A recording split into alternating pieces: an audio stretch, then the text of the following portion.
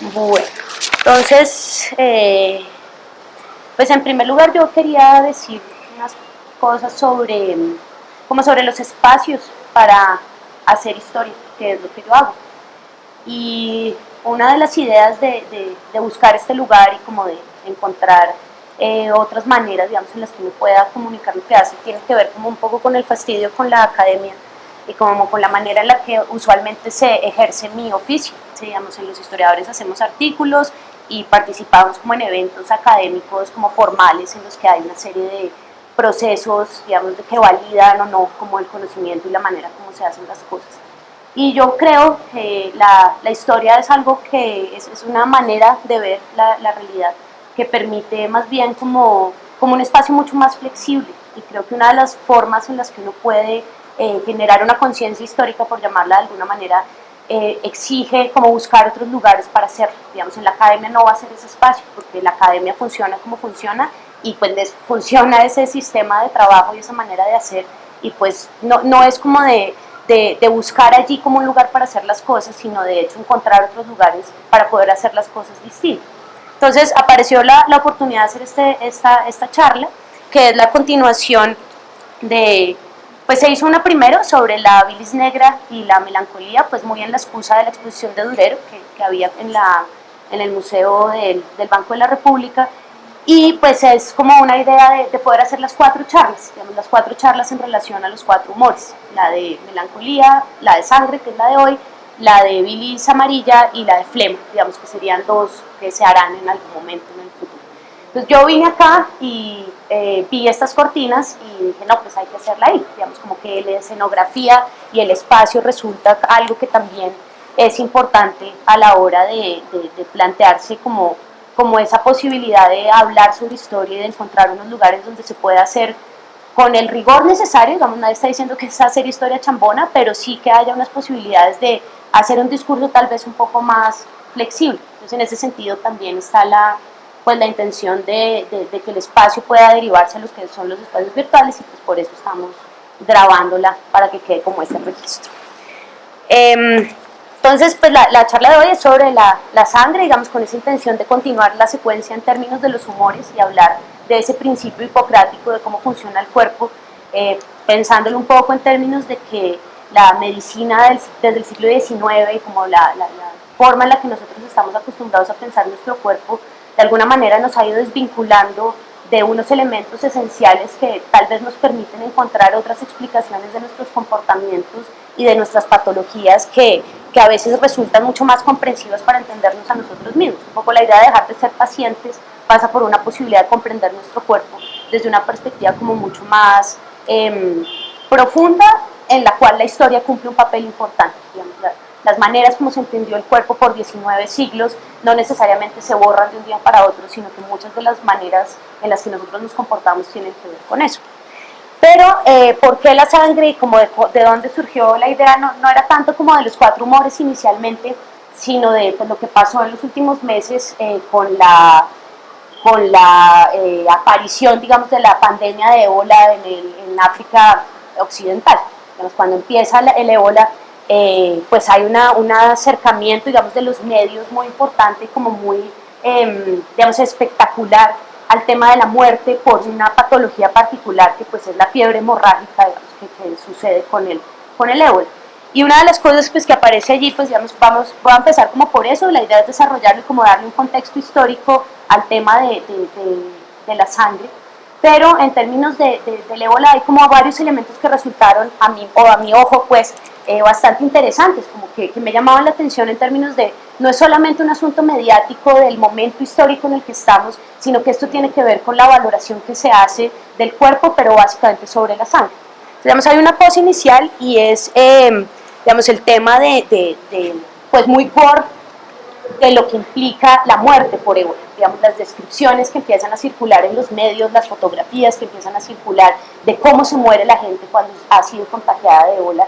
Y una de las escenas, digamos, más claras allí es como esta idea de la gente diluyéndose, digamos, muriendo con sudor que es de sangre, digamos, como a partir de los poros, desde los poros, a través de los poros, la sangre se escapa del cuerpo y se muere en un acto de desangrarse y dejando un chorro, digamos, de sangre salpicando por todas partes en el mundo, ¿no? Esa sangre que además es contagiosa y que además implica, digamos, que otras personas, la familia inicialmente, pues también van a morir contagiados, digamos, por esta patología. En ese sentido, lo de salpicar la sangre, pues tiene que ver mucho con el cine B y con todo el mundo gore y como con este asunto de las tripas y las vísceras y como esa obsesión un poco oculta muchas veces que tenemos en relación a la concepción misma de nuestro cuerpo como tripa, ¿no? Digamos, como a la dificultad que para muchos tiene hoy. Algunas personas, creo que era una excusa, pero al menos 2 personas me dijeron que no podían venir porque oír hablar de sangre les producía vértigo, ¿sí? Digamos que había una angustia profunda y que pues no era deseable para ellos oír hablar de sangre. La sangre es algo que de cierta manera se evita, digamos, se procura en la vida no tener un contacto con la sangre y hay una idea de asco también, digamos, en relación a eso.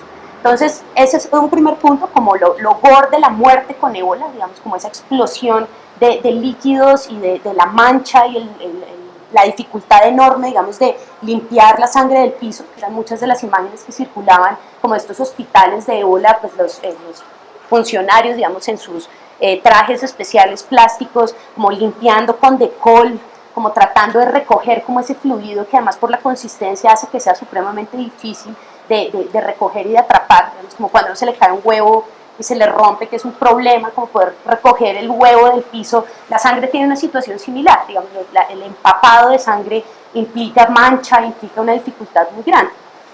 Una imagen también que me afectó era pues que salió la noticia de que uno de los grupos sociales más afectados con el ébola eran las mujeres que estaban en trabajo de parto, que estaban teniendo sus hijos en ese momento porque nadie quería atender los partos. Digamos, el parto se convirtió en un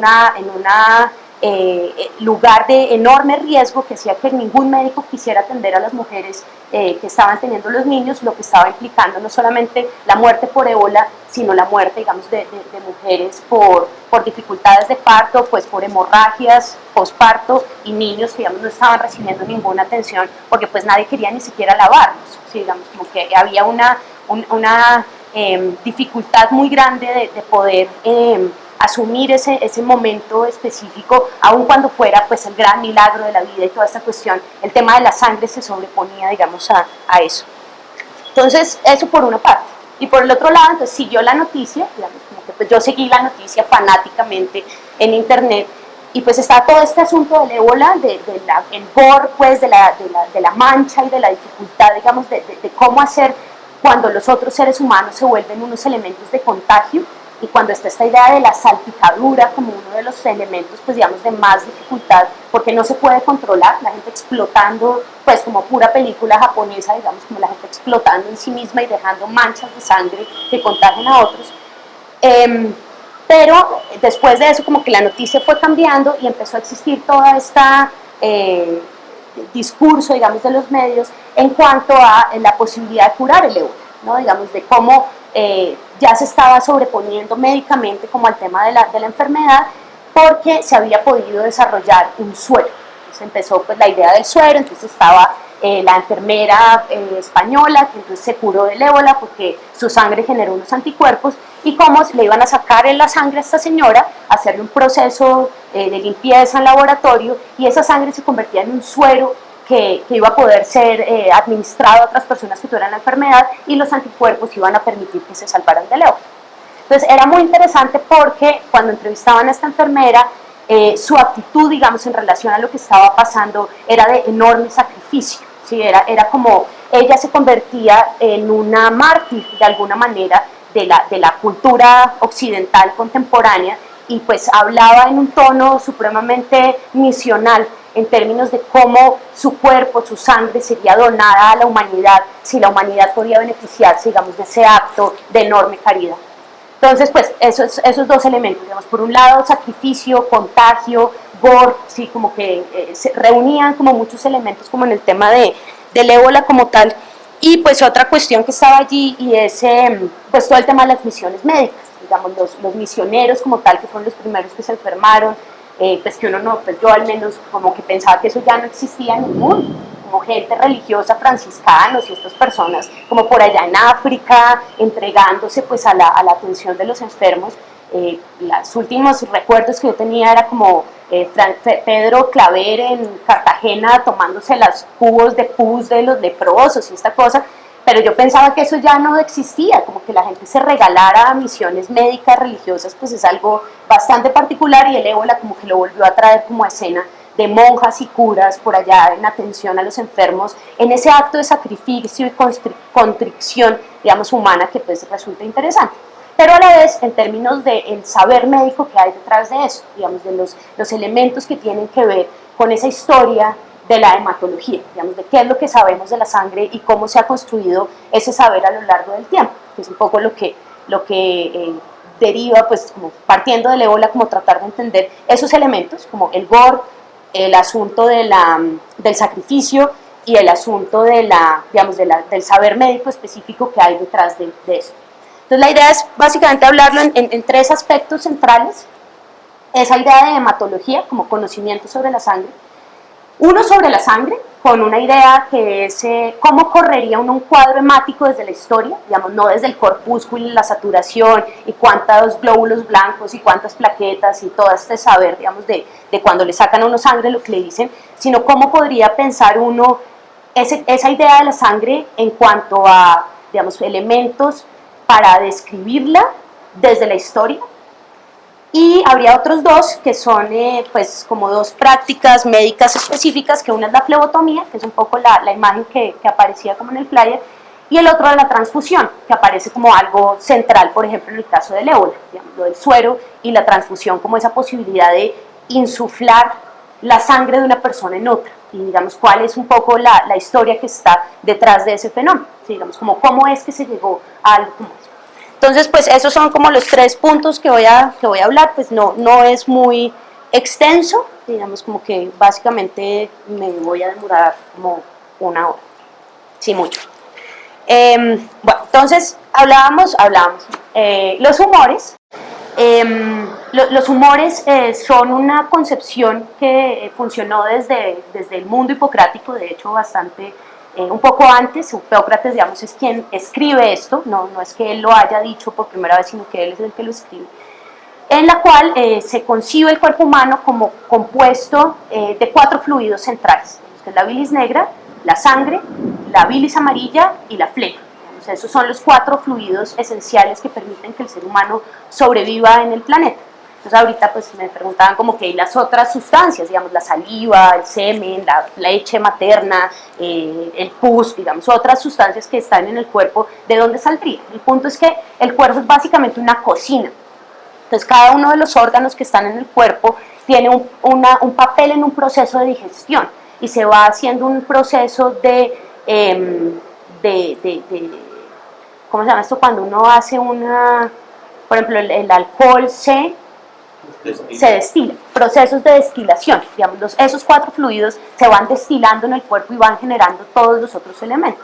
Se destilan en órganos específicos: el hígado, el estómago, el corazón, el cerebro, los pulmones, digamos. Esa es la función de los órganos, destilar los fluidos. Son esos 4, y esos 4 tienen una relevancia no solamente en términos de poder sostener la vida de las personas, sino también en términos de las implicaciones que tienen en cuanto a su temperamento. Entonces, por ejemplo, la melancolía es un fluido, digamos, la bilis negra que se produce en el vaso, o el vaso sería su órgano principal, produce un cierto estado, digamos, de una patología triste, muy centrada en la tierra, en lo seco, en lo oscuro, digamos, como una posición ante el mundo, pues que después se ha construido como el tema de la depresión, la bipolaridad, digamos, todas estas cosas. Cada uno de los otros fluidos, cada uno de los otros humores, tiene una asociación en términos de patologías y de patologías específicas, pero también de comportamientos emocionales. Entonces, digamos, el flemático es muy relacionado, digamos, con el color blanco, como con una manera un poco apática de la existencia en la realidad. El colérico, pues la bilis amarilla por sí misma lo dice, digamos, gente excitable muy fácilmente. Y el sanguíneo, pues es bastante interesante, porque cuando se pone a mirar como qué es lo que pasa con el sanguíneo parecería ser el humor feliz, ¿sí? Digamos, como el humor que reúne como esas posibilidades de estar bien con el mundo y estar bien con el planeta. Sin embargo, un poco la idea de hoy es como discutir también esa posición en cuanto a que los humores uno no es sanguíneo, uno no es melancólico, sino que se está en una sincronía humoral en diferentes momentos, digamos, es algo que cambia. Y la sangre en particular, digamos, tendría unas particularidades en cuanto a su concentración y en cuanto a su, digamos, como a la concentración, a la cantidad de sangre que tiene alguien en el cuerpo, terminaría determinando su comportamiento. Voy a desarrollar eso más adelante.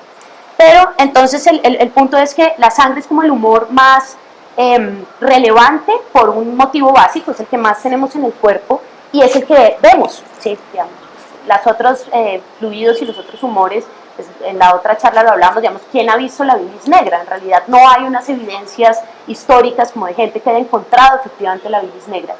La flema, pues sí, hay un contacto con la flema, pero pues es esporádico, la bilis amarilla también es esporádico, la sangre es algo que tiene una relevancia y una presencia constante en nuestra existencia, digamos, en las mujeres más que en los hombres, o sea, hay una conciencia de sangre permanente, la sangre sale del cuerpo, desde que uno se raspa de las encías, todo el tiempo, digamos, hay una relación con la sangre y pues la hemos visto no solamente salir en poquito, sino la hemos visto también salir a borbotones. Digamos, es un fluido que no solamente sabemos que está allí, sino que lo hemos visto y hemos tenido, digamos, ese contacto que muchas veces produce terror y que, pues, además, digamos, ha sido explotado por el cine, por los cómics, por la televisión. Digamos, la sangre genera, digamos, tiene esa presencia en nuestras vidas. Entonces, en cuanto a los humores tienen una relación con elementos, digamos, que los constituyen. La sangre es esencialmente húmeda y caliente, digamos, esas serían las dos propiedades que tiene la sangre desde esa interpretación, que es básicamente la idea de vientre. Digamos, la sangre estaría muy relacionada como con el lugar, la casita, como el espacio en el que es posible generarse la vida, por ejemplo. Digamos, las condiciones ideales de la existencia humana pasan de forma muy clara por el asunto de la sangre, la temperatura de la sangre, el grado, digamos, de humedad, es lo que permite que las personas podamos existir y podamos sobrevivir. Entonces, pensando en esa idea de humedad, de consistencia, pues básicamente el tema del cuadro hemático tendría tres momentos como para poderlo plantear.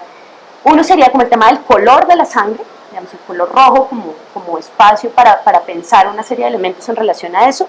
El tema del sabor, sabor, olor, consistencia, digamos, como a qué sabe, a qué huele y cómo es, digamos, al tacto. Y uno tercero que sería el sonido, digamos, como pensando tres maneras en las que podría uno pensar como esas concentraciones de la sangre, no desde una visión pues microbiológica y pues química de su análisis, sino como desde una perspectiva más histórica. Entonces, digamos, en relación al color, pues llevo como varios días, pues yo quería en algún momento, pues esto quedó mucho mejor, la idea inicial era hacerlo en la mesa que estaba allá, y a mí me parecía lo máximo como proyectar, hay un proyector en el techo, entonces la idea era como proyectar como el Pantone del rojo, digamos, sobre la mesa y que eso fuera cambiando, pues no, pues esto está más chévere. Pero el punto es que cuando me puse a pensar lo del Pantone, realmente me fue muy difícil encontrar el color de la sangre, ¿sí? Como que cuando me puse a mirar como cuáles son todas las tonalidades que existen y buscando como ya en internet, como bueno, el color de la sangre, como mirando pues qué posibilidades había y cuáles eran como, cuál era el color exacto, quería el color exacto de la sangre, pues me di cuenta que eso depende mucho del momento de la sangre, ¿sí? No es lo mismo la sangre cuando apenas se corta uno, a cuando ha salido durante 2 minutos, a cuando es sangre que está coagulada, a cuando es una mancha de sangre sobre el tapete, a cuando está en una bolsa de sangre que ha sido sometida a anticoagulante y congelación. La sangre también tiene una temporalidad que altera, digamos, ese color. Sin embargo, pues sí hay una cosa pues común en términos de primera idea que se le viene a uno en relación a la sangre, y pues es rojo, digamos, independientemente de cuál sea la tonalidad específica, digamos, sí hay una cuestión en cuanto al rojo como color. Y eso tiene unas implicaciones en cuanto a lo que se asocia con el rojo. El rojo es caliente, el rojo tiene que ver pues con carne, digamos, es el lenguaje de la carne, el lenguaje de la seducción, el lenguaje de la pasión, pues los burdeles, pues sí, rojo terciopelo, color burdel, pues esta cosa de el molino rojo, como pues todas las películas, digamos, en algún momento que hay como esta alusión a prostíbulos, a prostitución, como a espacios, digamos, donde hay sexo, drogas y rock and roll, normalmente hay terciopelo rojo en algún momento, digamos, el rojo tiene esa indicación que tiene que ver con peligro en muchas cosas, pero que también tiene que ver claramente con la pasión, digamos, como con el tema de lo encarnado, lo que tiene que ver con el sexo, con la carne y como con esa disposición, digamos, al arrebato, digamos, erótico, digamos, de los seres humanos en diferentes como contextos históricos, digamos, no sería solamente restringido como Europa, siglo XVIII, y los prostíbulos específicos, digamos, de ese momento, sino que es algo que se mantiene en muchas culturas diferentes, digamos, también hay esa misma alusión que tiene que ver con el peligro, pero que también tiene que ver con el placer. Entonces, ahí hay algo que es interesante y es, pues, por ejemplo, en tratados médicos del siglo X, como el XIV, XV, digamos, muy medievalistas, como saliendo del medioevo, entrando al Renacimiento, hay descripciones, por ejemplo, de los cuerpos femeninos en cuanto a su potencialidad como reproductoras, digamos, como cómo reconocer que una mujer ya es reproductora y cómo médicamente hay una valoración de eso, pues médicamente desde unos elementos que se reducen a la observación. Cómo viendo a una persona, a una mujer, uno puede saber si esa mujer ya es apta para tener hijos, en un momento en el que es relevante para la sociedad. Y aparecen todas estas cosas de los labios rojos, por ejemplo. Los labios rojos, las mejillas rojas, como unos elementos, digamos, que de la cara de la mujer se pueden entender que permiten esa atracción sexual y ese momento de su vida como ser reproductivo, que pues es muy interesante cómo se sigue clonando o se sigue utilizando, digamos, esos parámetros exacerbados en cuanto a lo que se hace con el maquillaje, digamos, ¿qué es lo que se maquillan las mujeres? Se echan acá unas brochazos de rubor rojo y se echan colorete rojo, digamos, echarse colorete rojo tiene unas implicaciones, pues, si uno toma la decisión de hoy me voy a echar colorete rojo, pues ya hay ahí, pues bueno, yo que no me maquillo tanto, pero digamos, como que hay una implicación, ¿sí? Tomar la decisión de hacer algo así y cómo existe, digamos, unos antecedentes de ese elemento como un mensaje, digamos, es un mensaje que se da no solamente para los hombres, para uno mismo también, digamos, como una disposición de alguna manera, ¿sí? Digamos, como que son indicadores que muestran ese lugar de la sangre, el ser sanguínea, soy sanguínea, ¿sí? Digamos, como hay un mensaje que se dice a partir, pues, de ese uso del color. Pero no solamente es, digamos, lo de las mejillas y los labios, no solo es ese asunto, digamos, del tono, que es importante, sino también una idea que aparece acá y que pues tiene mucho que ver con el tema de la flebotomía, y es lo pletórico, lo hinchado, ¿sí? Cuando las cosas están llenas, digamos, estar lleno de sangre. Los labios rojos de alguna manera sería una indicación de eso, pues también de alcoholismo o de borrachera. Cuando la gente toma mucho, no sé, guarapo y esas cosas, también se pone, pues cuando uno se pone borracho se supone que se pone rojo.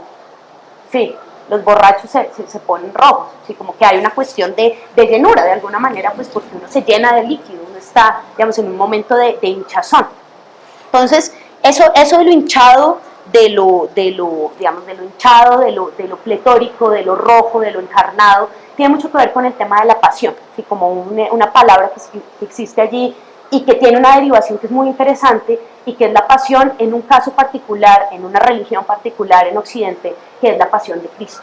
El lugar de la sangre y como del rojo en lo que es el cristianismo es supremamente importante, digamos, no solamente desde la llaga, las estigmas, digamos, de Jesucristo y como de todos los santos que tienen como los arrebatos místicos, digamos, la sangre juega un papel central. Toda la historia de la crucifixión como tal, si ustedes pues lo recuerdan pues por las películas de Semana Santa, cuando le ponen la corona de espinas, por ejemplo, hay sangre.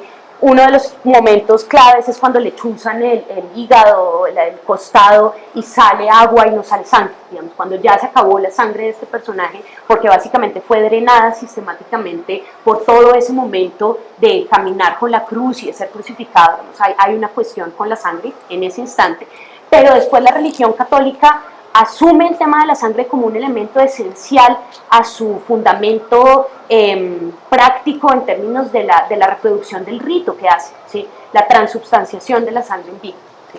Vamos, hay una permanente reiteración de que es una religión carnívora, de alguna manera. Entonces, digamos, la comunión es un acto carnívoro. Una copa llena de sangre y un pedazo de pan que representa el vino, el cuerpo de otra persona. Y eso es lo que se come la persona que comulga, digamos, es un rito caníbal por excelencia, ¿sí?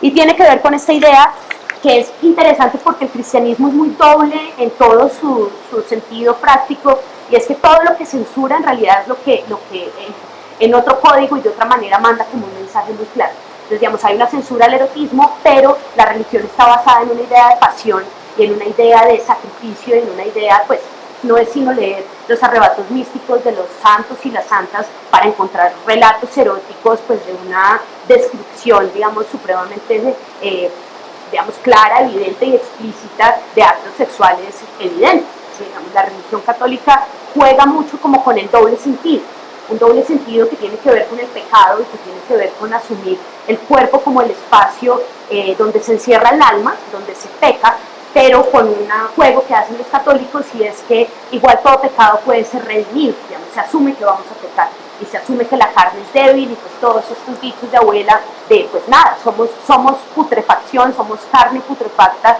que está tentada por esos elementos, digamos, de no controlados de lo que es el cuerpo, pero eso es sancionado, digamos, por la religión. Entonces, digamos, hay esa alusión como en ese primer momento como a lo que tiene que ver con el color y como a ese espacio y a ese lugar de lo que impresiona un poco también, por ejemplo, las imágenes de crucifixión y de las imágenes de los santos, de lo que es la iglesia, el rojo en la iglesia. Y no solamente pues el rojo en las imágenes, sino pues los papas, curas, digamos, el rojo es un color que también se utiliza dentro de la indumentaria, digamos, de la iglesia. Que claro, nosotros hoy por hoy estamos muy acostumbrados a los colores, vivimos en un mundo en tecnicolor, pero por ejemplo, pensado eso antes del siglo XVIII, los tintes y los colorantes de la ropa y de los elementos, digamos, que se usan en la vida cotidiana son de mucho más difícil acceso. No es que el mundo antes no fuera a color, pero de alguna manera sí no había tanto color en el mundo. ¿Sí? Digamos, no es que fuera en blanco y negro y sepia, pero de alguna manera sí lo es. El tecnicolor empieza a existir cuando los tintes para las cosas son mucho más económicos y prolifera, digamos, la posibilidad de pues, vestirnos todos coloridamente como lo hacemos ahora. Entonces, de ese punto inicial, digamos, sangre, un primer elemento, el color, digamos, el papel del color rojo como un indicador que tiene que ver con unos fenómenos relacionados con el cuerpo y con la sangre, digamos, el cuerpo como un espacio, no con la sangre, con la carne, ¿sí? Que hay algo bonito como en inglés la diferencia, digamos, de flesh y meat, que en español no la tenemos, ¿sí? Digamos, nosotros tenemos la palabra carne y ya, digamos, como que no hay esa idea de carne, como una palabra para la carne muerta, digamos, la carne de vaca en el plato, y una palabra para esta cosa que tenemos nosotros acá, ¿sí? Como que nosotros no tenemos esa diferencia en español, en inglés sí existe y pues en otros idiomas debe haber es una enorme multitud, como es una gran cantidad de posibilidades de referirse como a esto, digamos, la diferencia de que la carne esté viva y la carne esté muerta. Pero eso es muy significativo, que en español no lo tengamos, ¿sí? Para nosotros carne es carne, como si estuviera muerta de una vez, ¿sí? Pues como no diferenciamos la carne viva de la carne muerta. Entonces el color es importante y en cuanto a la idea de carne, pues también, ¿no? Pues cuando uno hace mercado, por ejemplo, en ciertos supermercados ponen estos bombillos rojos para que uno vea la carne roja. Es como la idea de que rojo en términos de sangre es más sano. De nuevo lo de los cachetes y el colorete. Digamos, el rojo sí nos indica salud, de alguna manera, esa tonalidad, digamos, roja escarlata, roja brillante, roja sanguínea, recién salidita, así como esa idea de justo cuando uno se hace el corte y sale esa primera burbuja, como esa primera gota de sangre, el diamante de sangre antes de la coagulación. Ese rojo es sano. Todo lo que deriva después de eso, 2 minutos después, que ya tira hacia el café, ya tiene que ver con putrefacción. Y eso es algo que ahorita miramos como las implicaciones que tiene. Entonces, eso sería un primer elemento, como el tema del color. Uno siguiente, pues yo quería como hacerlo para cada uno, pero me di cuenta pues que tiene mucho que ver, y es el tema del sabor, el olor y la consistencia, que es un poco derivando a listo, ya, pues está el corte, sale como ese momento absolutamente maravilloso de gloria absoluta, de la lujuria existencial, de ese tono rojo de sangre perfecta, que se empieza a pudrir muy rápido y empieza a volverse café. Y como esa implicación que tiene en términos de los cambios que hay, hubiera traído como sangre falsa y me hubiera echado acá, hubiera sido chévere, como que saliera en este momento.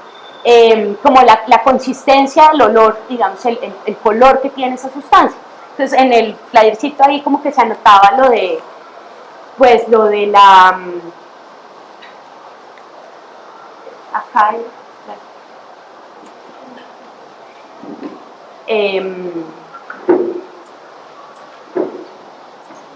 el asunto de la consistencia, el olor y el sabor. Y lo que decía ahí era como probablemente, pues no probablemente, la sangre es el primer elemento que nosotros olemos en nuestra existencia. Digamos, cuando uno nace, pues uno no se acuerda porque uno pues bloquea todas las memorias como antes de cierto momento, pero el parto es esencialmente un momento en el que lo que hay es sangre, ¿sí? Cantidades de sangre, mucha sangre, se nace en un baño de sangre, digamos, hay un contenido de sangre en el útero de la mamá y eso sale junto con el bebé y de hecho a los bebés hay que drenarles de la nariz con un tubito, digamos, no solamente la sangre, sino también pues como sustancias mucosas y pues diferentes cosas pues, para que puedan respirar.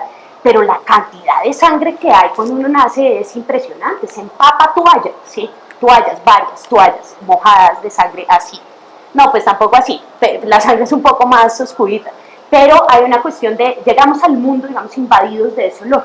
Quizás sea el primer olor que tenemos conciencia nosotros, ese olor a hierro, ese olor a sangre, ese olor, digamos, a vida en ese momento.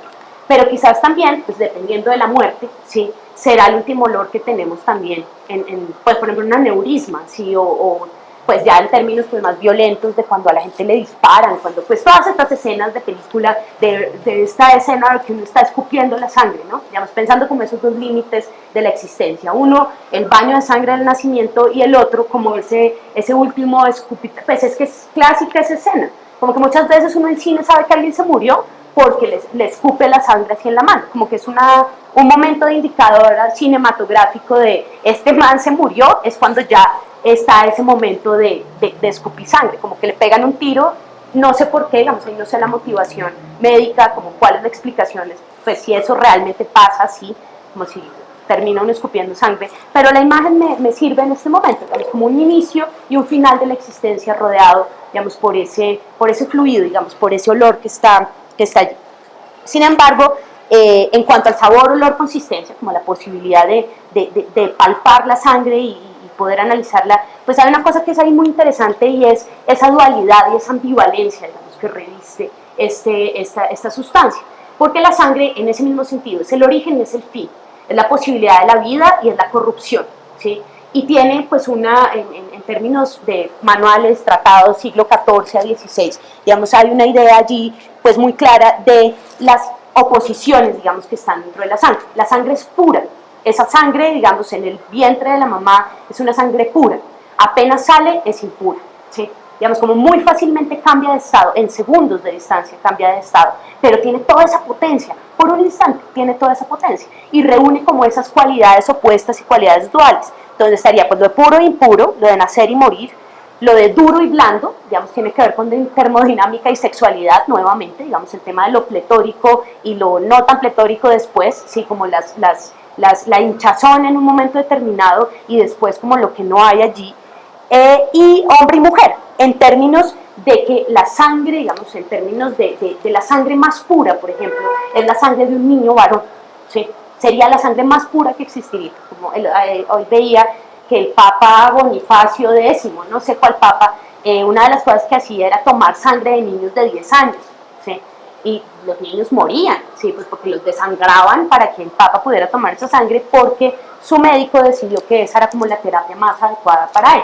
¿Por qué niños de 10 años? Porque ese es un momento en el que la vida, está en ese instante de la vida en el que apenas empieza a salir como esa lagrimita de sangre.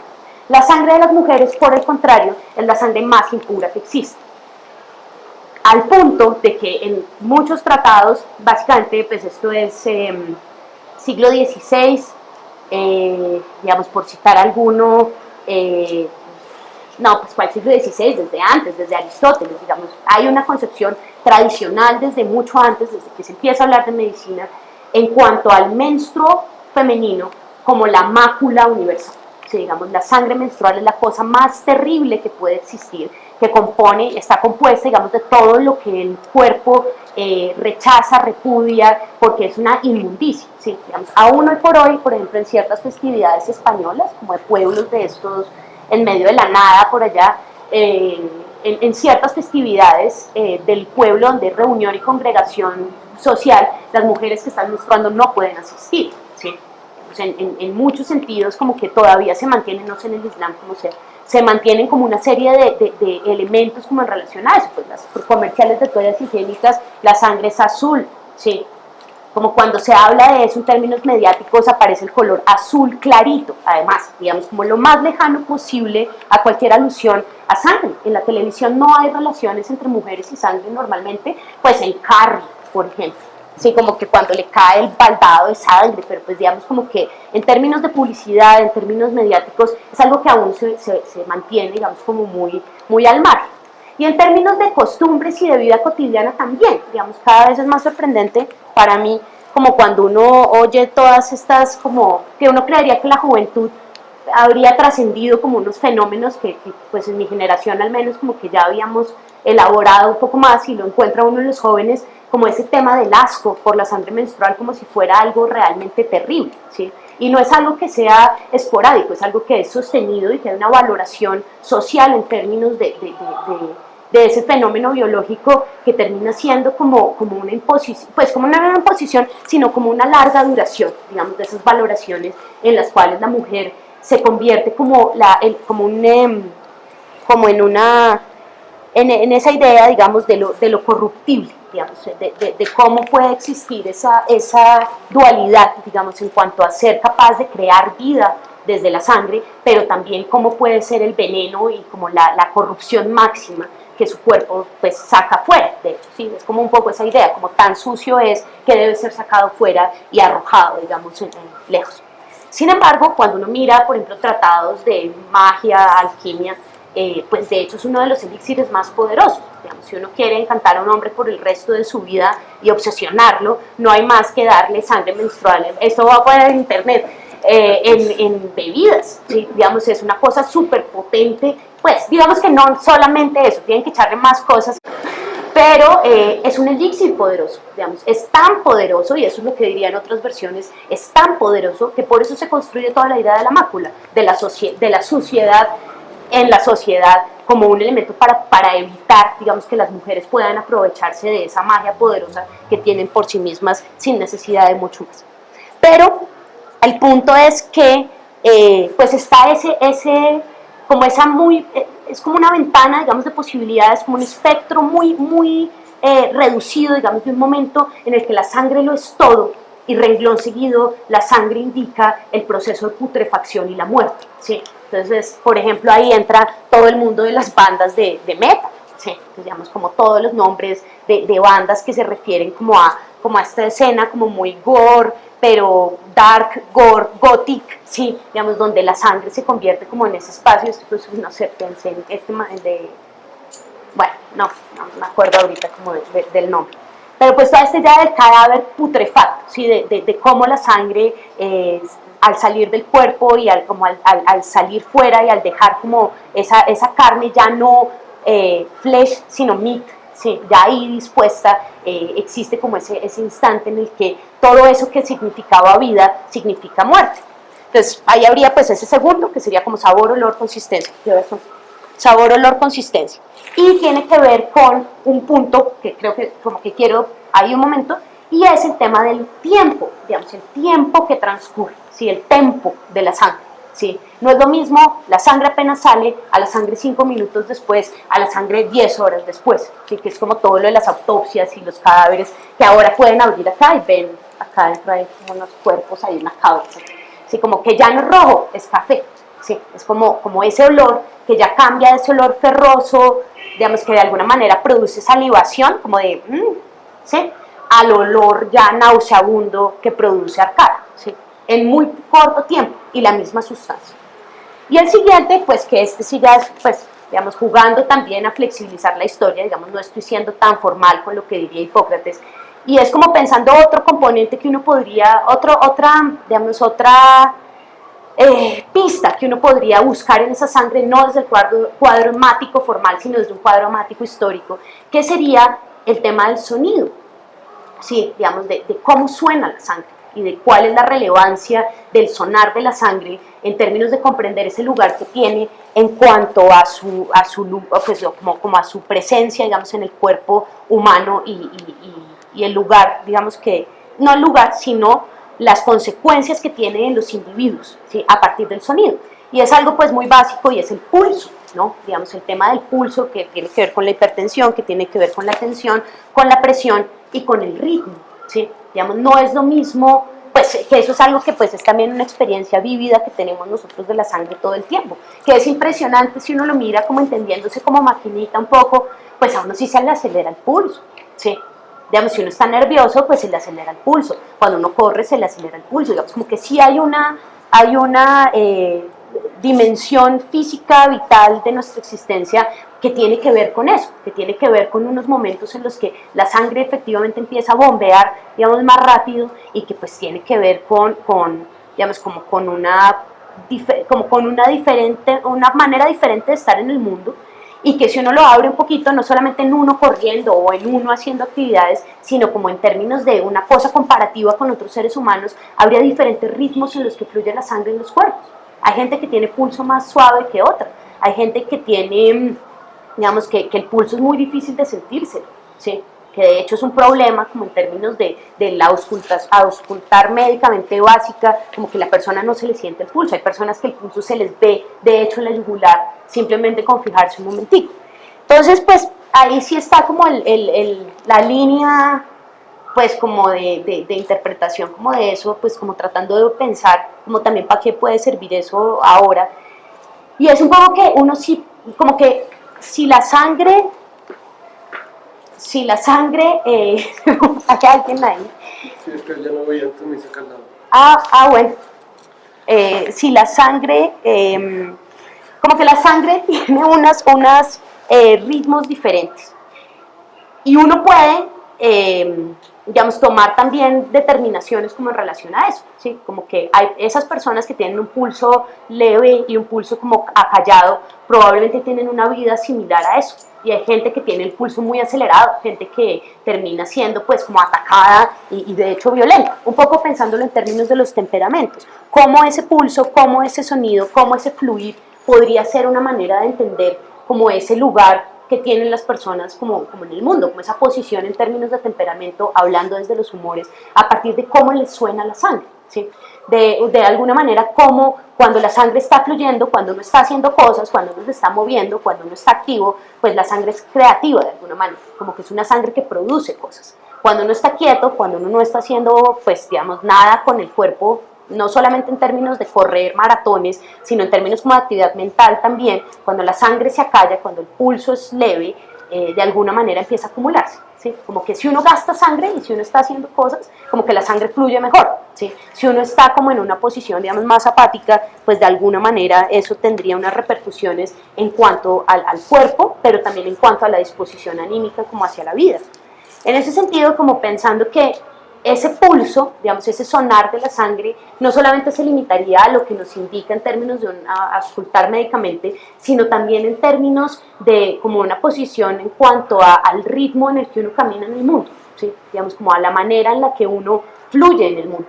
Como que ese flujo interno de la sangre también tiene una relación en cuanto a la manera como uno fluye y como uno camina en la existencia. Y cómo, de acuerdo a eso, como pensándolo desde la teoría de los temperamentos, justifica el por qué hay que sacarse la sangre, ¿sí? Que es el segundo punto que tiene que ver con la flebotomía. Entonces, hay una cuestión de ritmo, hay una cuestión de acumulación, de hinchazón, de pletórico, ¿sí? Como que si uno no está moviéndose, la sangre se acumula.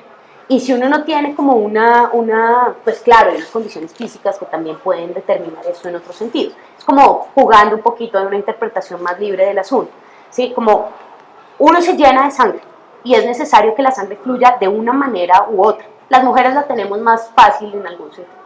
Y esa sangre que se llena y se llena y se llena y se llena, o se hace algo para que fluya, o hay que sacarla de alguna forma. Una opción es la flebotomía, otra es agarrarse a cuchillo con algo, ¿sí? Que podría ser también una explicación de la violencia, como si yo no saco la sangre de alguna manera, de alguna forma busco esa estrategia de sacarla en otro, de verla correr en otro y que ese otro me la saque a mí también. La sangre fluye de una manera u otra. Iba a terminar con eso, pero funciona en este momento, como si hubiera, pues, como un sacrificio, como la evacuación universal, ¿sí? Como si los seres humanos, como una de las cosas que tenemos que hacer como pagamento para existir en el planeta Tierra, es drenar sangre. ¿sí? Es darle sangre al planeta constantemente, de una u otra manera, ¿sí? Como sea con guerras, sea con partos, sea con lo que sea, pues con guerras básicamente, ¿sí? Como nada, acá tiene que correr la sangre de una forma u otra, ¿sí? Esa pulsión, digamos, de realmente sacarle la sangre a otra persona, ¿sí? Como en cuanto, pues yo nunca he hecho algo así, yo no violento a otras personas, pero pues es que el acto de realmente dispararle a alguien o de enterrarle un cuchillo a otra persona y ver fluir la sangre, pues inicialmente es una cosa supremamente brutal, pero pues uno lo ve pues en las películas, en las novelas, como en las referentes culturales que uno tiene, eso genera adicción, ¿sí? Digamos, los homicidas se vuelven homicidas y los asesinos en serie de alguna forma por ese placer que implica el ver correr la sangre en otra persona, ¿sí? Es como un acto, de alguna manera, como el mismo acto de ver nacer un bebé y como el dar la vida, tiene ese equivalente en términos de la dualidad y la ambivalencia de la sangre en el quitar, ¿sí? Como que el juego funciona en los dos lados, puedes dar vida o puedes quitar y genera como esa ansiedad también de que eso suceda. Entonces, otra alternativa, en vez de cuchillarse unos a otros o tener muchos bebés, era la flebotomía. Entonces Galeno recoge varias anécdotas de animales en la naturaleza. Entonces, por ejemplo, los hipopótamos. Entonces, los hipopótamos aparentemente salen de las orillas del Nilo, no sé de dónde viven los hipopótamos, del Ganges, un río que vivan unos hipopótamos, donde hay al lado papiro, bejuco, ¿sí? Y se rascan contra los bejucos hasta que les sale sangre. Digamos, Galeno dice haber observado eso porque los hipopótamos estaban muy llenos de sangre y él ve que es una manera en la que los hipopótamos se mantienen muy saludables porque él no ve hipopótamos enfermos. Y él se da cuenta que la manera como ellos ejercen digamos, una agencia terapéutica sobre sí mismos es arrancarse pedazos y chuzarse con bejucos a las orillas de los ríos. Dice también que hay otras, digamos, otras especies que son, que por ejemplo se chuzan los ojos o que hacen como ciertas prácticas, digamos, de drenarse de sangre, de drenarse sangre de ellos mismos o a otros, por ejemplo los pájaros. Parecería que los pájaros se pican, una especie, no me acuerdo ahorita, se pican unos a otros para sacarse sangre y eso él lo interpreta, digamos, como una terapéutica. Sin embargo, muy rápidamente, como en esas descripciones, va a pues como un ejemplo que le dice a él que el motivo es, que el motivo no, sino que esa es una terapéutica efectiva y es cuando no le sale sangre por las narices. Entonces él dice, claro, hay una presión, digamos, muy fuerte en el cuerpo humano. Cuando el cuerpo humano está sobresaturado de presión, ¿qué es lo que hace? Expulsa sangre por la nariz y eso alivia la presión del cuerpo y permitiría a la persona, digamos, mejorarse. Entonces eso justifica de alguna forma como ese fenómeno, digamos, de la flebotomía. Entonces, pues, flebotomía básicamente es como hacer una incisión en la vena, digamos, eso es lo que significa la palabra, vena e incisión, flebotomía. Entonces, ¿quiénes hacen flebotomías? Digamos, la historia es bastante larga, desde los griegos se encuentra, hay una división, no me voy a extender mucho en eso, simplemente plantearlo, hay una división entre los médicos y los cirujanos, digamos, la medicina como una actividad teórica de interpretación de síntomas, digamos, de los individuos a partir de una observación de elementos característicos de la fisionomía y del estado, digamos, de los cuerpos en el mundo. Y la cirugía, que se refiere más como a la intervención efectiva sobre los cuerpos, digamos, no tiene que ver tanto con la teoría, sino que tiene que ver más con elementos de accidentes, digamos, de sacarle los pedazos de cráneo, del cerebro a una persona a la que le cayó, no sé, un ladrillo de las pirámides, ¿sí? O pues gente que se cae de escaleras, gente, pues no, pues accidentes hay miles, flechas, espadas, pues no sé, desde enterrarse un vidrio en el pie, digamos, cosas que tienen que ver con accidentes, de tomar decisiones inmediatamente, amputar, sacar, extraer, drenar, cortar, digamos, actividades puntuales, verbos, ¿sí? La cirugía se ocupa de verbos. Pero dentro de la cirugía hay una división adicional de habilidades, ¿sí? Y uno de estos personajes, digamos, dentro del mundo de la cirugía son los barberos, ¿sí? Barbero, Sweeney Todd, Johnny Depp, ¿sí? Johnny Depp, los barberos, esa película es chévere, pues no es tan chévere porque canta, a mí no me gustan las películas donde canta, pero la estética de la película es muy chévere y la idea, digamos, pues sí funciona y pues es Johnny Depp, y entonces funciona como traerlo al corredor. Johnny Depp, los barberos. Los barberos son una subespecialización de los cirujanos y hay un elemento allí que es muy interesante y es que son empíricos. Digamos, para ser barbero no hay que haber estudiado mucho, para ser barbero hay que haber sido aprendiz de alguien que sepa cómo hacer cosas básicas que hacen los barberos, que son, en términos puntuales, tres. cortar el pelo, sacar dientes y hacer flebotomías. Por eso está el símbolo de los barberos que estaba en las entradas antes. Aquí en la 12 había una, hace unos años, que tenía todavía el simbolito, que son dos cintas, una azul y una roja, que dan vueltas, que es el símbolo internacional de los barberos. En ciertas barberías como Afro también pues está eso, entonces eso da vueltas así. La sangre azul es la sangre venosa, la sangre roja es la sangre arterial, y eso es básicamente, aquí hacemos sangrías. Antes no era un rollito que daba vueltas, antes eran dos banderas, una azul y una roja, que estaban ahí puestas para hacer esa indicación de se hacen sangrías, porque la sangría no implicaba, de hecho, una mayor parafernalia médica. Normalmente a uno el médico le decía, púrguese, cambie la dieta y hágase una sangría. Digamos, eso, vaya a cualquier médico en el siglo XVII y eso es lo que le iban a decir que hiciera, básicamente. Y la dieta era básicamente como pollo, sopita de pollo, y evite los ácidos o alguna cosa así, como no tome jugo de no sé qué cosa, ¿sí? Pero son esos tres elementos, purga, dieta y sangría. Y la sangría se efectuaba en estos locales, o a veces la hacían a domicilio a la casa de uno. Entonces, en cuanto a los saberes, digamos, que estaban allí involucrados, como esos saberes prácticos, hay un elemento central y son los instrumentos. Digamos, si algo constituye el ser barbero es tener a la mano los instrumentos que se necesitan, que son, pues para el caso de la sangría, son la lanceta, la ventosa y el sajador, digamos, serían esos tres. Hay unos para dentistería. El mundo de eso da para otra.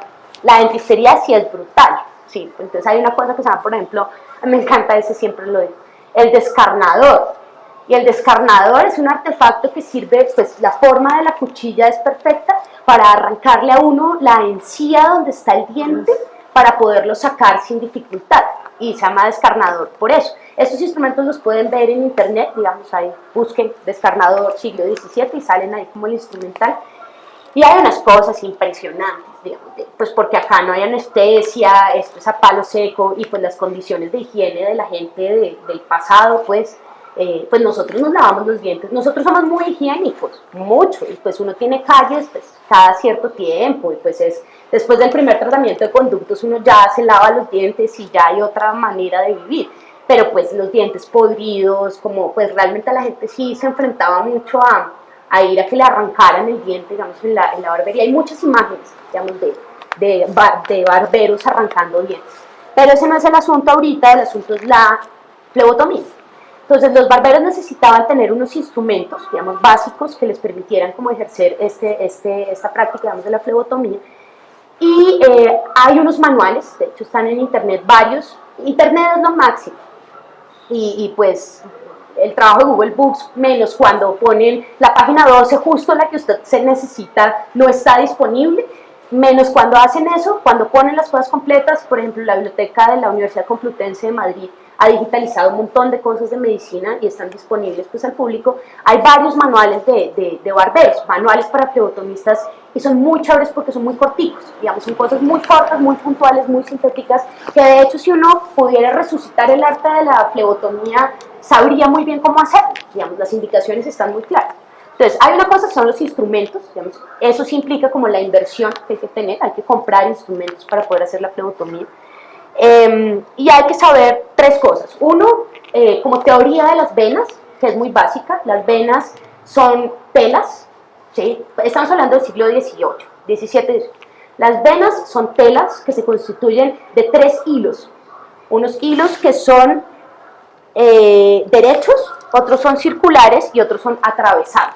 Digamos, esos serían los tres tipos de hilos que hacen la vena, que es bien interesante, digamos, como la vena no es simplemente un conducto, como un pitillo, digamos, que está allí como de una sola consistencia, sino que la vena tiene diferentes hebras, de alguna forma, que le dan una posibilidad de cumplir como esa función de movilizar la sangre, ¿sí? Entonces, esas tres maneras de ser de los hilos de la vena indican los tres tipos de incisiones que hay que hacer en el cuerpo, que se pueden hacer sobre la vena para poder sacar la sangre. Entonces, de la misma manera, hay unos cortes que son derechos, hay otros que son transversales y hay otros que son circulares, ¿sí?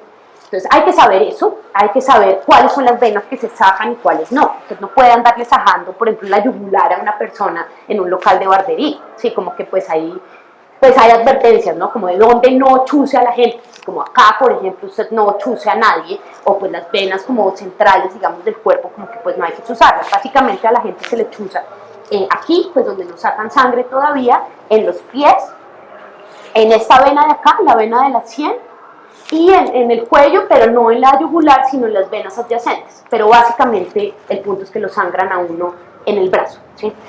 Y aparte de eso hay que saber otra cosa, y es cuánta sangre sacar, ¿sí? Media libra, 2 libras, simplemente unas gotas, de los 2 brazos, de solo un brazo, pues porque hay una cosa que le puede suceder fácilmente, amigo barbero primíparo, y es pues que se le desangra a la gente. Sí, digamos como que sucede, si usted chuza muy duro, si usted le abre mucho la vena a la persona en el lugar que no es, o le saca más sangre de la que debe ser, pues puede matar a alguien.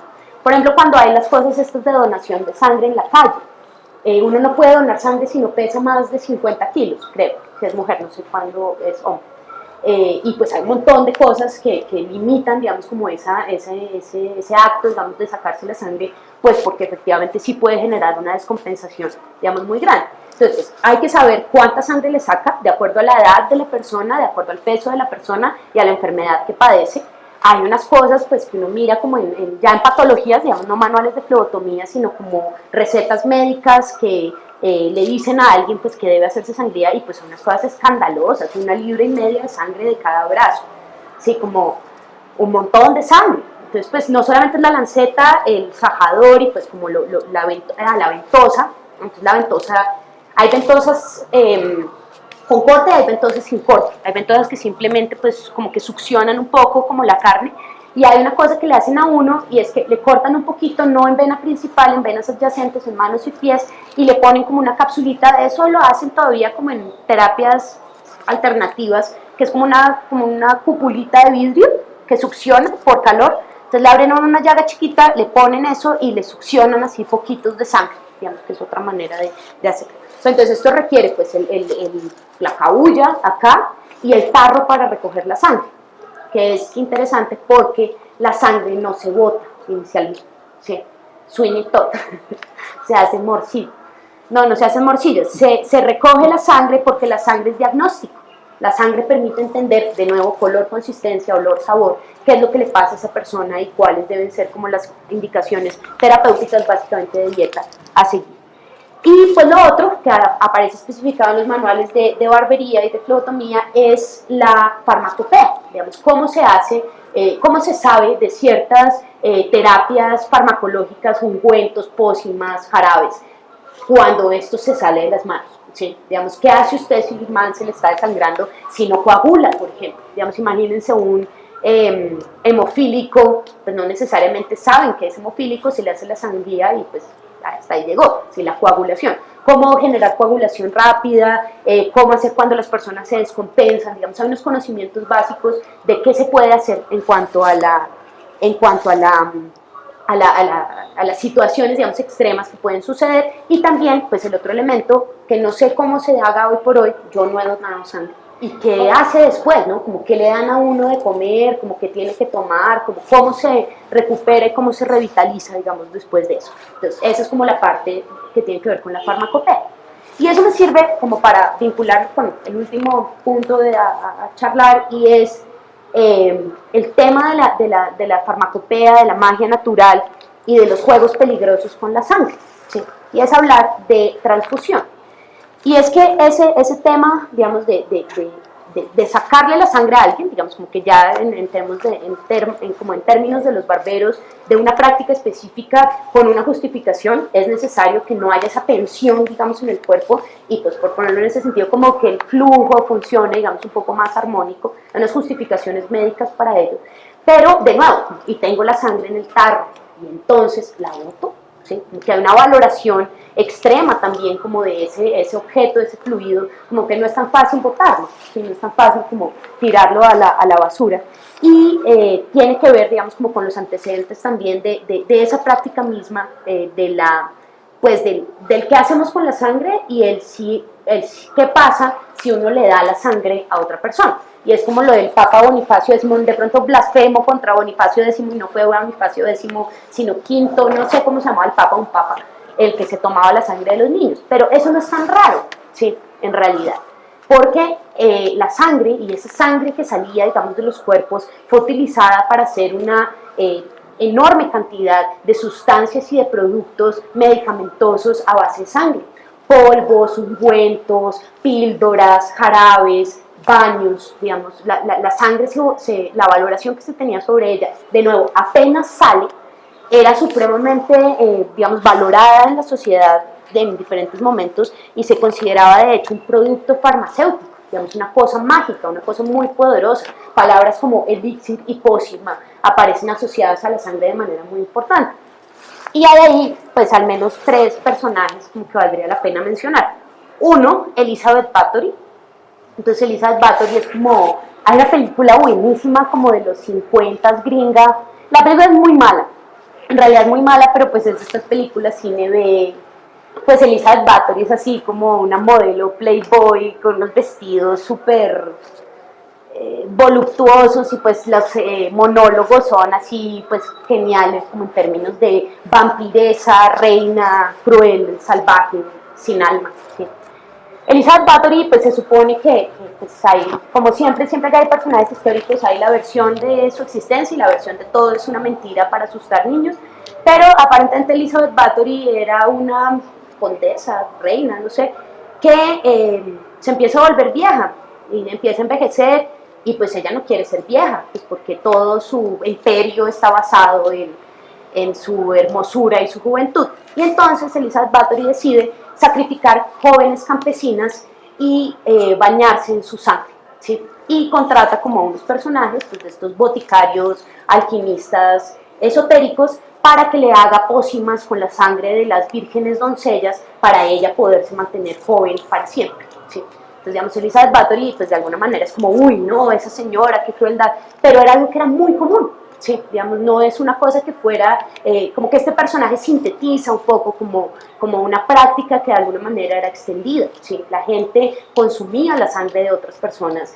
porque se consideraba que la sangre contenía ese impulso, ese pulso vital y que eso podía reinsuflarse en la vida de uno y producir esa búsqueda, digamos, infinita de la humanidad de, pues, por siempre joven, ¿no? De no queremos morir, de no queremos ser viejos, del cuerpo funciona cada vez peor, pues tomemos sangre de niños, ¿sí? Pues los niños son unos elementicos ahí como simpáticos que tienen un resto de energía, pues si nos tomamos esa sangre, algo pasará de los niños a nosotros.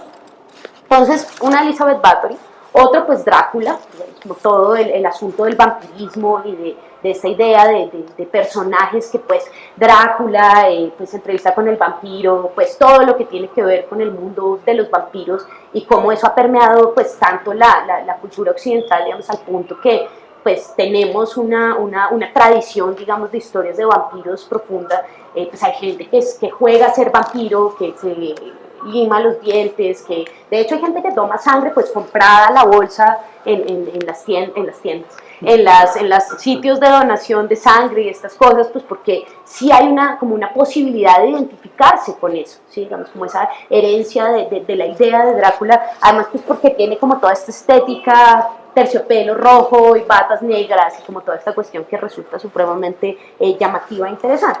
Y hay otra cosa, digamos, para que esto no quede como pensado solamente en castillos europeos del medioevo, sino, por ejemplo, lo que tiene que ver con, volviendo de nuevo al tema de África, la santería. Sí, digamos, la santería, los elementos pues, que tienen que ver con los yoruba, como con otras, y los aztecas también, sí, los aztecas le arrancaban el corazón vivo a la gente, pues, bebían la sangre, esta cuestión. En términos de la santería, por ejemplo, en parte central de los rituales está, por ejemplo, el degollar gallos y el sacar, digamos, la sangre de los gallos en recipientes, digamos, para eso. Y hay pues, bastantes, pues, es chistoso porque en algún momento yo me puse a buscar esto en internet, pues como no lo de la sangre como tal, sino como cuando lo de Chávez, ahora cae acá, lo de Chávez, cuando estuvo cuando sacaron los restos de Simón Bolívar, a mí eso me impactó un montón también, pues era como, van a sacar los restos de Bolívar, yo lo vi en directo, pues todo, pues me parecía muy importante. Y era sorprendente cómo los médicos que hicieron la exhumación no parecían médicos, era como una escena muy rara, como que en realidad no parecían profesionales, era como una gente ahí parada que no se entendía muy bien, cortaron la escena varias veces, entonces yo no, acá hay algo súper sospechoso. Entonces me puse a mirar y encontré un montón de páginas como de interpretaciones de qué era lo que estaba sucediendo en ese momento en términos de un gran ritual de santería que después nunca volví a encontrar. Todo eso lo bajaron de red en algún momento. Y una de las cosas que había, como en términos del gran asunto pues, de la santería venezolana que estaba siendo tan poderosa, digamos, con Chávez, era que aparentemente se habían empezado a desaparecer animales mamíferos grandes de los zoológicos, ¿sí? Entonces que había noticias en las que, por ejemplo, se había desaparecido un tigre, después al mes se había desaparecido un hipopótamo, bueno, no sé. Me acuerdo del tigre y me acuerdo de una pantera, que se habían desaparecido de los zoológicos y que pues nadie había podido dar cuenta de qué había pasado con esos animales. Y otras personas en otras páginas, en el gran complot babalao de internet, decían que era que se estaban haciendo unos sacrificios en Miraflores de baños de sangre de tigre, ¿sí? Que eso era como una cosa pues supremamente poderosa que se estaba haciendo como un mantra de protección, digamos, al comandante. Y entonces, pues yo me puse a mirar ahí, en ese momento, hace años, y claro que sí, hay unas prácticas, digamos, de bañarse en sangre y de tomar sangre de animales como una de las maneras, digamos, de ser, de poder poseer, digamos, hacerse poseedor de las energías vitales de bestias grandes, ¿sí? Y eso pues es algo que es muy apetecido, como que pues en sitios donde los animales salvajes son más comunes, pues supongo que es más popular, digamos, acá hay que robárselos de los zoológicos. Digamos, en Bogotá ni porque uno quisiera hacer un baño de sangre de tigre pudiera, entonces como al zoológico de Santa Cruz y ese pobre animal, pues quién quiere untarse de sangre de ese bicho todo pelado ahí en esas condiciones infrahumanas en que los tiene. Entonces estaría pues simplemente como para abrir la cosa de, claro, en términos de esa mitología vampírica europea de Castillo, pero también en otras, digamos, como que existe esa presencia en diferentes rituales de diferentes partes del mundo, en las que la sangre y esa posibilidad de que la sangre de un individuo pueda ser incorporada, digamos, en la vida de otro, pareciera ser una realidad, pareciera ser algo que efectivamente sucede y funciona. Habíamos hablado ya pues de lo que pues tiene que ver con el cristianismo como tal, que ya es como el colmo de esa idea de puedes consumir la sangre de otro ser y ese consumo de sangre te salvará, ¿sí? La salvación está a partir del consumo de sangre. Y lo de la transubstanciación pues no es un chiste dentro de la religión, por dicho los católicos, no sé los cristianos, los católicos en serio creen que el vino es la sangre de Cristo, ese es el chiste de toda la religión. Ellos no están tomando vino, están tomando sangre de Cristo. Yo no sé, pues a mí no, nadie hace como, no, pues es que es particular, ¿no? Como que uno se acostumbre como a algo así, como vivimos en una religión, en una sociedad que toma sangre metafórica de su mártir por excelencia, ¿sí? Como que pues eso tiene unas implicaciones. Sin embargo, pues no solamente se reduce como a esa idea del mito cristiano de la práctica de la comunión, sino por ejemplo a toda esa escenografía, digamos, de la Semana Santa, digamos, la laceración, como la gente dándose el látigo por las calles, sacando sangre, como un sadismo masivo, ¿sí? como una idea de que la sangre, en términos de esa justificación, no solamente en la religión católica, digamos, en cuanto a la santería también, como otros espacios en los que está ese momento, digamos, pues no sé si han visto en internet, igual hay muchos, como pues nada, cogen el gallo y esto es pues el chorro de sangre y pues hay como pues se untan, se pintan, se bañan, eso se vuelve pues como el éxtasis, ¿sí? Digamos, la sangre contiene como ese flujo, como ese pálpito, digamos, vital que genera pues de nuevo como con lo del cuchillo, como una, es que no sé cómo llamarlo, como una exaltación de la barbarie, ¿sí? Como que la sangre nos da a nosotros, seres humanos, como una pulsión de devorar, un poco como la idea mamífera, ¿no? Como de, ahí sí, la sangre de tigre, como esa cosa como de violencia a la larga. Pero, digamos, eso es como una parte, como lo de tomar sangre, digamos, lo del papa que tomaba sangre, o lo de la gente que se baña en sangre. Pero hay otro mundo que es el mundo de la transfusión. Entonces, muy temprano, digamos, 16, 17, empiezan los primeros experimentos de transfusión de sangre a las personas. Entonces, una de las, pues, hay un montón de pues, evidencias y de experimentos fallidos. ¿Sí? Aparentemente no es tan fácil que uno, pues digamos, en términos teóricos sería pues supremamente chévere como pues no sé, los Thundercats, ¿no? Como que uno se pone sangre de chita y pues corre muy rápido, sí, como que funcionaría muy bien. Y teóricamente, pues, ¿cuál es el problema? Entonces, pues, no que ellos pensaran en los Thundercats, pero sí pensaban como en esas cualidades que tenían ciertos animales que eran deseables para un individuo y que deberían poder ser transmitibles por medio del flujo vital que los hace ser esencialmente eso que son, ¿sí? Entonces hay un montón de casos, digamos, fallidos de, por ejemplo, transfusiones de sangre de perro con las personas que son condenadas, que son como la carne de experimento de los anatomistas, que pues hay de todo, por ejemplo, gente a la que decapitan un cerdo y le ponen al cerdo la cabeza de la persona y la cosen rapidísimo, a ver qué pasa. Y pues hay como experimentos que dicen como nada, y abrió los ojos y dijo 2 palabras, y después dicen, no, pues nada, es que el cerebro queda con una cierta, como una RAM ahí moviéndose, entonces sí es posible que una cabeza sola decapitada pueda tener unas reacciones, digamos, que pudieran considerarse de vida, pero pues no necesariamente era, es como energía que queda ahí como flipando. Pero sí hay una que resulta, la sangre de oveja, ¿sí? Entonces hay un montón de experimentos de gente a la que le meten sangre de oveja y sobrevive, ¿sí?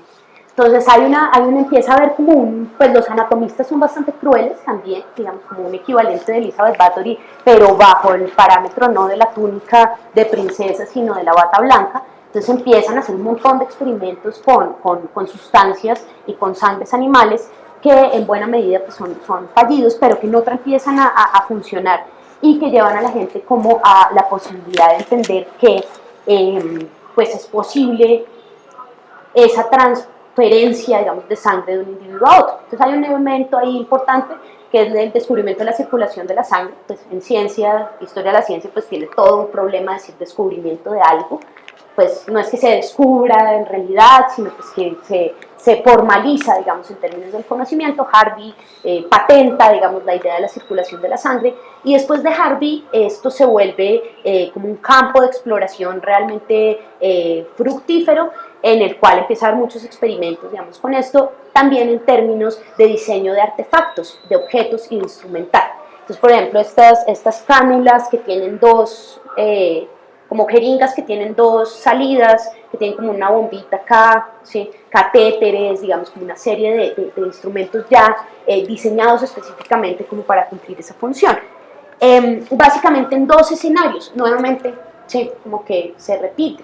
Uno, hemorragias posparto, digamos, como que mucha gente se muere de hemorragias posparto, es un momento en el que realmente hay mucha sangre, y la guerra.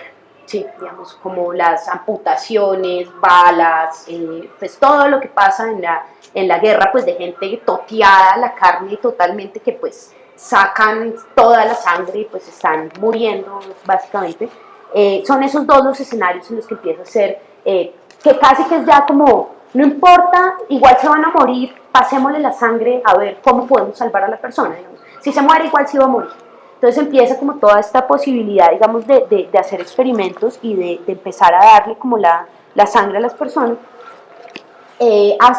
pero pues digamos, la incidencia como de muertes termina siendo igual muy alta, ¿no? Como que todavía se está muriendo mucha gente, hasta que, pues digamos, después de algún tiempo y pues de muchos, ya el microscopio, digamos, juega un papel ahí central, y como otro tipo de pruebas que se le hacen a la sangre, ya no el cuadro hemático histórico, sino el de verdad, y se dan cuenta que hay tipos de sangre, ¿sí? De que no es solamente el asunto de que una sangre equivale, es relevante, es pertinente, digamos, es vital para todos, sino que hay sangres que son distintas. Esto se demora mucho tiempo como en hacerse evidente, como de formalizarse en términos de conocimiento por el tema de lo positivo, ¿sí? Pues porque hay mucha gente que es O positivo. Entonces el tema del transformador universal, no, del transmisor universal, donante universal, pues termina siendo algo que en términos de poder establecer la teoría de los tipos sanguíneos resulta como un ruido o como un margen de horror demasiado alto. Así como muchas personas son O positivos, la transfusión termina siendo muy fácil, hay unas personas que se mueren y que a veces no se explican muy bien por qué, digamos, como que es más difícil, más excepcional, digamos, encontrar gente con otro tipo de sangre.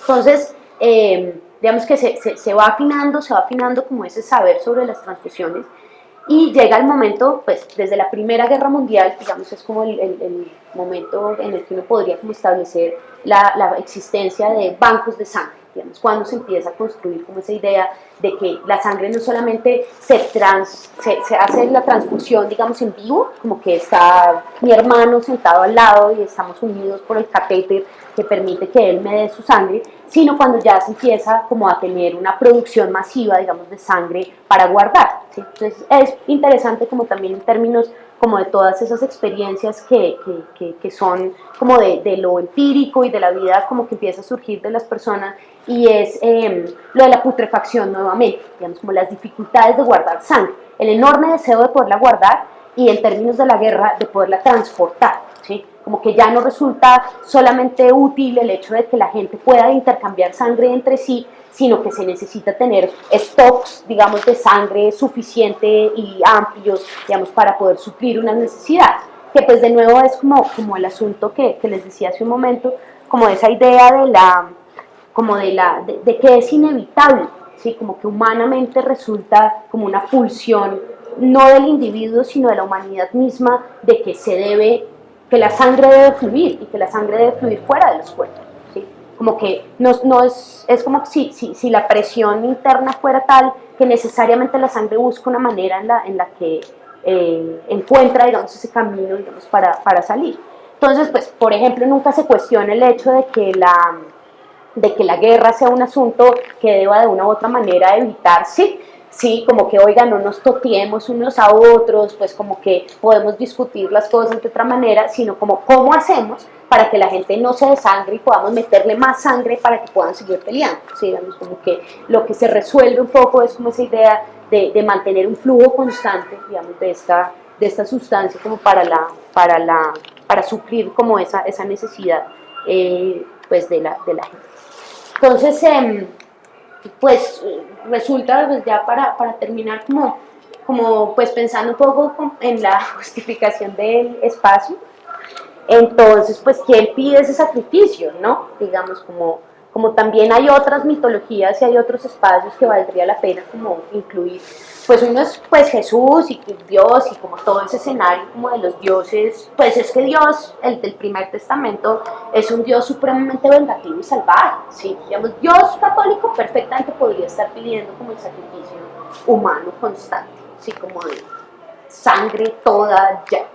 Alá, pues Alá es también sanguinario, salvaje, como no de los propios, pero sí de los infieles, como que también. Como un gran leviatán, sí, también, que es como todo lo que tiene que ver con Cthulhu y con Lovecraft y como con todos estos espacios, digamos, muy desde la literatura, como que tienen esa permanente obsesión por pensar que el planeta en el que vivimos pues no es un planeta que esté, pues como tanto la interpretación astronómica, pues de somos una piedrita botada en medio del universo que a nadie le importa, que no tiene sentido y nuestra existencia en realidad es absolutamente irrelevante porque pues de hecho somos más chiquitos que todos los planetas que nos rodean y no tenemos ningún sentido, digamos, como no la explicación desde la física, sino que hay pues varias tendencias, digamos, de pensamiento que lo han planteado más desde poder comprender el planeta como una entidad viva en sí misma, ¿sí? Como que a la larga nosotros nos creemos muy relevantes y pues desde la historia pensamos que esta narración sobre este espacio es nuestra narración, ¿sí? De nuestra devenir, digamos, como pueblos sociales sobre el planeta. Pero pues hay otras interpretaciones que por ejemplo plantearían que pues el planeta en sí mismo es una entidad viva, ¿sí? Y que pide, digamos, ese sacrificio como un leviatán, como una entidad que en realidad nos aloja, digamos, en este espacio, pero pues a cambio de algo, ¿sí? A cambio de ese flujo, digamos, constante de sangre. O pues que no se ha mencionado, pero pues que es el motivo por el cual están estas cortinas acá, y es pues el diablo, ¿sí? Digamos, como toda esa cuestión que tendría que ver no con el diablo como una entidad, digamos, como vampiro, murciélago, como en las profundidades con un tridente, sino un poco también como ese asunto, volviendo al principio para cerrar ahí, en términos de los temperamentos y en términos de nuevo lo que están acá ustedes haciendo, pues qué nos mueve, ¿no? Digamos, como qué es lo que mueve al ser humano y cuál, pues de nuevo como esa idea del flujo, esa idea del pulso, esa idea del ritmo, ¿sí? Como tal vez ese pulso que tenemos también es un pulso satánico, es un pulso que tiene que ver con esa idea como con esa dualidad y ese conflicto interno que tenemos de poder ser creadores, pero de ser destructores, ¿sí? De poder ser, digamos, como solidarios, por ejemplo, o poder ser aprovechados, digamos, con el otro, digamos, de cómo en el fondo, pues la sangre representa un poco, pues esa posibilidad de crear, digamos, la vida, pero pues lo que decía hace un momento, como esa pulsión también de quitarla y de tomarla por las propias manos, como si la sangre no fluye por sí misma, si nosotros no logramos como establecer como ese elemento de ritmo propio, de alguna manera termina siendo como una pulsión, como ahí sí el diablo, como hablando al oído, como de que sea el otro el que da como esa sustancia, como que no solamente es físicamente la transfusión, sino que de alguna manera hay otros intercambios, digamos, entre nosotros, que a veces tienen como esa necesidad, digamos, de quitarle, digamos, la energía vital a los demás, ¿no? Eso pasa con ciertas personas, como que hay cierta gente que uno está con ellos, como que un rato y se drena uno un montón de energía, ¿no? Como que hay personas que le dan a uno y hay personas que le quitan a uno, como que hubiera un intercambio que también tiene que ver, digamos, más allá de lo que es físicamente, digamos, la sangre. Entonces, pues creo que ahora, pues, para decirlo, entonces ahora pues fue esto como de que nada, el ébola va a llegar a todo el mundo y pues llegó el caso España, llegó el caso Estados Unidos, como que yo en un momento estaba súper preocupada, sí, como que yo dije no, ya nada, el ébola, sí, nos invadió el ébola y acá pues esto va a ser terrible y a mí una de las cosas que más me afectaba era pues que era interesantísimo como de la publicidad que empezó a circular en África, era no toques a nadie, ¿sí? Digamos, no puedes tocar a nadie, no puedes ayudar a nadie, eres tú y no más, porque pues todo lo que, cualquier contacto físico con otro ser humano es inmediatamente el contagio, es que pues el ébola no hay alternativa, ¿sí? Simplemente tocar a otra persona ya implica que vas a contagiar. Entonces pues estaba como toda esta paranoia de la pandemia, de pánico, digamos, del ébola, y pues fácilmente fue contenida, pues no fácilmente fue contenida, digamos, en los países europeos y en Estados Unidos lograron pues parar un poco la cuestión, pero mediáticamente dejó de salir, aún en Wikipedia ponen las estadísticas como cada cierto tiempo de cuánta gente ha muerto, 15.000 personas, más, no me acuerdo en este momento, pero digamos, en el occidente de África pues se ha muerto un montón de gente, ¿sí? Un chiste, pues es un chiste. No los pueden matar a bala, ¿no? Sí, pues porque no pueden dispararle, no le puedes disparar a alguien con ébola, porque pues te salpica, sí. Entonces es como, no los pueden matar realmente, sí. Lo que hicieron pues fue cercarlos y pues dejarlos morir ahí, sí. A un montón de gente, bueno, pues hay imágenes chéveres, no, súper dramáticas, no de los medios de comunicación, sino como de gente con webcams, con cámaras de celulares, webcams no, cámaras de celulares en África, como lo que está pasando en las ciudades. Y pues es impresionante como la desolación, la quiebra económica del occidente de África absoluta, digamos, todos esos países como con un sino trágico, pues Liberia es un país fundado por esclavos que retornaron a África y es como nada, no, sí, como esa fue la zona donde salieron más esclavos, digamos, en la trata atlántica. Es como un ensañamiento de la historia como con esa región, como nada, no, y levantan cabeza y no. La gente decía que realmente el ébola no fue una cuestión en esta epidemia de ahorita que surgiera espontáneamente, como había sucedido en otras epidemias pasadas, sino que fue implantada, y ellos decían que fue implantada por las brigadas de donación de sangre de la Cruz Roja, ¿sí? Que había una estrategia, digamos, clara en los hospitales de meterle ébola a la gente, pues para que hubiera como esta situación de crisis. Entonces, pues el asunto es que estuvo la cuestión del ébola y pues sutilmente pues llegaron otros temas, llegó otra comunicación, llegaron otros mensajes y pues básicamente desapareció de los medios Acá creo que pues hubo básicamente como una comunicación del Ministerio de Salud, como nada, nosotros estamos muy bien, porque se le pregunta a la gente en los puertos que si estuvo en África y si dicen que no pueden seguir, sí, como que realmente era muy impresionante, digamos, no en términos de lo que terminó sucediendo, pero sí en términos de lo que podría suceder, digamos, como en términos de teoría de la conspiración, pandemia, y como pues una película que aparecía ahí, digamos, constantemente, y es 12 monos, ¿sí? Es como la posibilidad latente de un virus, digamos, que acabe con la humanidad y que tiene como algo tan fácil, y es que los vehículos de transmisión de gérmenes y de virus entre los seres humanos son absolutamente incontrolables. Digamos. La sangre es algo que no se puede controlar y algo que se transmite por la sangre, y pues en lo que hablábamos como de esa, como pensado desde el tema de los humores, como la sangre es tan presente, la sangre es el humor por excelencia y destila en otros fluidos que circulan en el cuerpo, se vuelve imposible de controlar. Digamos, somos absolutamente débiles en ese sentido y es tan fácil como implementar cepas de un virus que acabe con los seres humanos.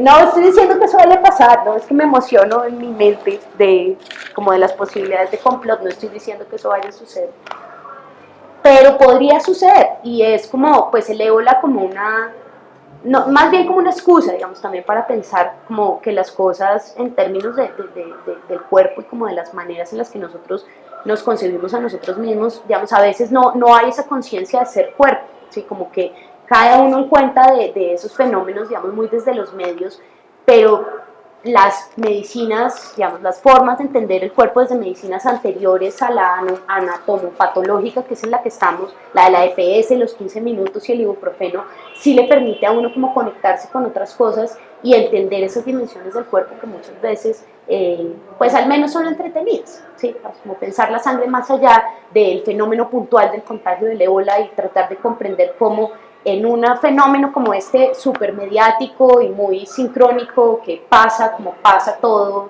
en los medios de comunicación, pues hay un montón de elementos simbólicos y culturales pues, que nos hablan pues, de la sangre, pero pues también de nosotros. No se va a acabar el mundo, es simplemente pues como por...